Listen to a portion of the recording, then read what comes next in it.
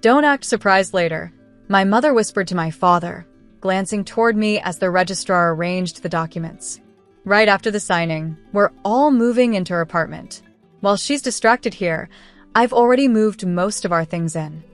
I stood a few feet away, bouquet trembling slightly in my hands, my face calm. But inside, something cold unfurled. They thought I hadn't heard. They thought I was still the quiet, obedient daughter who tolerated everything. Hi everyone, my name is Clara Reeves. I'm 25, and today was supposed to be my wedding day, a new chapter. Instead, it became the day I saw my family's true faces. The hall was filled with friends, coworkers, and distant relatives. Everyone believed my family adored me, the perfect picture of support. None of them knew that they'd been draining my savings for years, hiding behind guilt and family duty. I'd bought that apartment after working 3 jobs and saving for half a decade.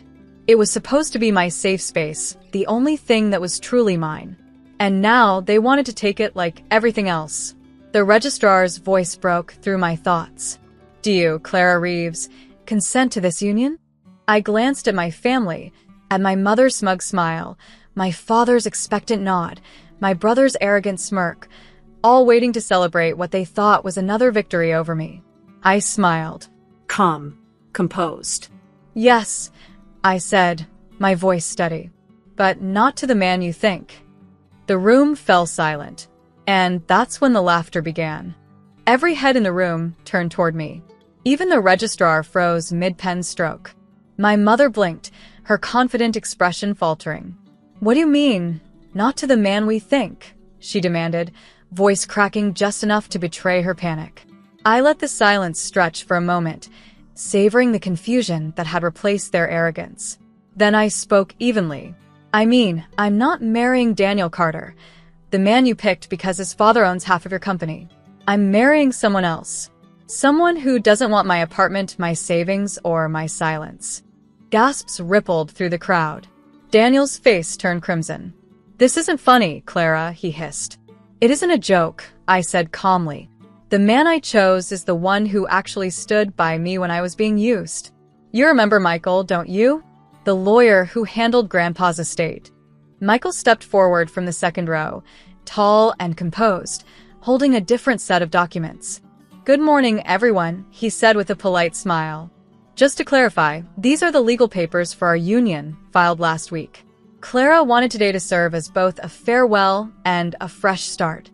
My mother's face drained of color. You can't do this. We made plans. I tilted my head. Exactly. You made plans about my money, my apartment, my future. I simply made my own. Murmurs turned into laughter from the guests, not cruel, but approving. My father muttered something about embarrassment and appearances, but for the first time in years, I didn't care. Because this time, I wasn't the one being humiliated. My mother's lipstick-smudged smile twisted into fury. You've lost your mind, Clara. That apartment was for all of us. You promised we'd live there as a family. I turned to her slowly. No, Mom. I promised I'd help until you got back on your feet. But you never wanted stability, just control. Michael placed a thin leather folder on the registrar's table. These, he said evenly, are notarized transfer papers, legally securing Clara's apartment, bank account, and business shares under her sole ownership. Effective today. My father lunged forward. You can't. Those funds are family assets. Michael didn't even blink. Mr. Reeves, the accounts were opened in Clara's name with her independent income. You've been accessing them using a power of attorney she revoked 3 weeks ago. The room fell deathly silent. My brother scoffed. You're bluffing. I turned to him, my voice razor-sharp but calm. Check your account balance, Aaron. He frowned, pulling out his phone. Seconds later, his expression collapsed. The joint card, it's frozen. Yes, I replied. Consider it part of the new budget plan. Whispers spread through the guests. My aunt leaned toward another relative. She finally stood up to them. I overheard. For once, I didn't shrink from the attention. I looked straight at my mother. You've spent years reminding me that family means sacrifice. I just never realized the sacrifice was supposed to be only mine. The registrar, clearly unsure if this was still a wedding, cleared his throat. So, do we proceed? I smiled faintly. Oh yes, I said, signing the new papers with deliberate grace. Today's the day I marry my freedom. The applause was quiet at first, then thundered. The ceremony ended in chaos. My mother stormed out first, muttering something about public humiliation. My father followed, face red, whispering threats about family reputation. And my brother? He lingered just long enough to sneer, "You'll regret this, Clara." But I didn't. The moment I stepped outside the registry office, a rush of cold air hit my face, clean, freeing, and real. Michael took my hand gently. "You handled that better than I expected," he said with a small smile. "I've had years of practice," I replied. "They trained me well, in silence, endurance, and pretending everything was fine." We walked to the parking lot where my family's car used to be parked. It was gone. Typical. They'd left me stranded before. Only this time, I wasn't stranded. I had a plan. Michael opened the passenger door of his car and handed me an envelope. "These are the documents for the trust your grandfather created, the one your parents never told you about. You're the sole beneficiary now." I blinked. "Wait, what?" He nodded. "Your grandfather wanted to make sure the money went to the one person who earned it. He suspected what your family was doing, so he came to me before he passed." For a moment, I couldn't breathe. All those years of being called ungrateful, selfish, unworthy, and now, proof that I wasn't wrong. Michael smiled softly. "He saw your strength, Clara. He just needed you to see it too." I looked out the window at the registry office fading behind us, a building that had once symbolized duty and family. Now, it marked the exact spot where I stopped belonging to them. 3 days later, they showed up at my apartment. Uninvited, of course. My mother stood at the door in pearls and fury, my father beside her pretending to stay calm, and my brother scrolling his phone like he owned the place.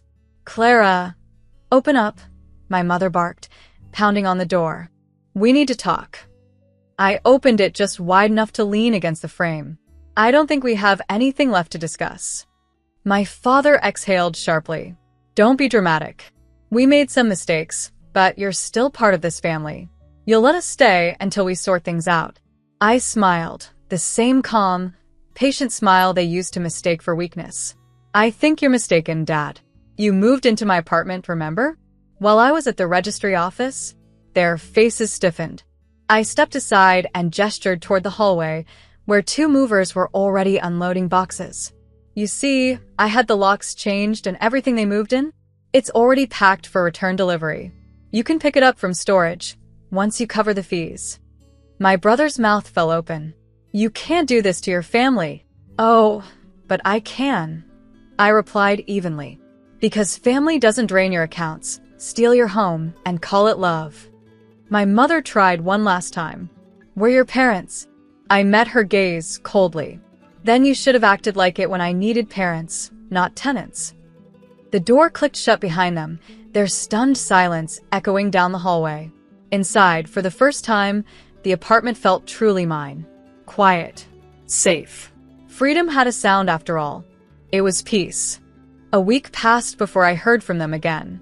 This time, it wasn't shouting at my door, it was silence. The kind that comes when people realize the game is finally over. Then, one morning a letter arrived. It wasn't handwritten, it was an official document. My father's company, the one my grandfather built, had filed for restructuring. And there, in the fine print, was my name. Majority shareholder, Clara Reeves. I froze. I called Michael. "This can't be right." He chuckled softly. "It's completely right. Your grandfather left controlling shares in your name years ago. Your parents have been using them illegally. Now that you've signed your independence legally, everything reverts to you." My hand trembled as I flipped through the pages. All these years, they were never in control. Michael's voice softened. "Your grandfather wanted to make sure that when the truth came out, you have the power to choose what happens next." That night, I drove to the old family house. The lights were dim.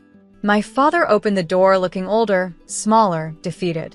"Clara," he said quietly, "please don't take everything. We'll lose everything. I looked around the once grand living room filled with things they'd bought with guilt and manipulation. I'm not taking everything, I said. Just what was already mine. My mother's voice trembled. What are you going to do? I smiled faintly. Something you should have done a long time ago. Rebuild the Reeves name with honesty. And for the first time, they didn't have a single word to say. By the end of the month, I was seated at the head of the boardroom table my father once ruled. The same leather chair, the same panoramic city view. Only this time, every pair of eyes in that room waited for my approval. Ms. Reeves, one of the executives said, "We've reviewed your restructuring proposal. It's bold but effective." I nodded, my tone calm but firm. It's not bold. It's overdue. This company's been run by appearances, not integrity. That ends today. The meeting continued for 2 hours, and when it ended, every decision had my signature on it. When I stepped out into the corridor, Michael was waiting, a quiet pride in his eyes. "You did it," he said softly. "No," I replied, adjusting my blazer. I just stopped pretending I couldn't. Later that evening, I hosted a small charity dinner. Not for investors, not for show, but for the hospital that had treated my grandfather in his final days. Halfway through the evening, I felt a familiar presence. My parents stood at the entrance, hesitant, unsure if they were welcome. I walked over. "You came," I said simply. My mother's voice trembled. "We wanted to see what you've done. It's remarkable." I smiled faintly. It's what happens when you stop letting people decide your worth for you. My father lowered his eyes. "We were wrong, Clara." "I know," I said gently. "But thank you for finally saying it." For years, they'd taken my silence as surrender. Now, my calm made them listen. Because power spoken softly is louder than any apology shouted too late. A month later, I returned to the registry office, the same place where everything had begun. Only this time, I wasn't the naive daughter pretending not to hear my family's schemes. I was Clara Reeves, CEO, majority shareholder, and the sole legal owner of everything they once controlled. Michael stood beside me, calm and proud as the clerk handed me a final set of documents. "These will finalize the asset transfers," she explained. "After today, no one can make any claim on your estate." I signed my name slowly, the pen gliding with the ease of closure. Outside, my parents waited, not with arrogance this time, but uncertainty. My father spoke first. "We lost ourselves somewhere chasing money and pride. I just hope you don't lose your kindness." I met his gaze evenly. Kindness doesn't mean letting people break you. It means forgiving without reopening the door. My mother's eyes glistened. "You've become someone we can't even recognize." I smiled softly. No, Mom. "I've become exactly who I was supposed to be. You just never looked close enough." When I walked away from them, the air felt lighter. For the first time in years, there was no guilt, no fear, just peace. Michael slipped his hand into mine. "You okay?" "I'm more than okay," I whispered. "I'm free." As we drove down the coastal road toward the setting sun, I thought about my grandfather, the only one who'd ever believed in me. And I finally understood why he'd trusted me with everything. Because the real inheritance wasn't money. It was self-worth.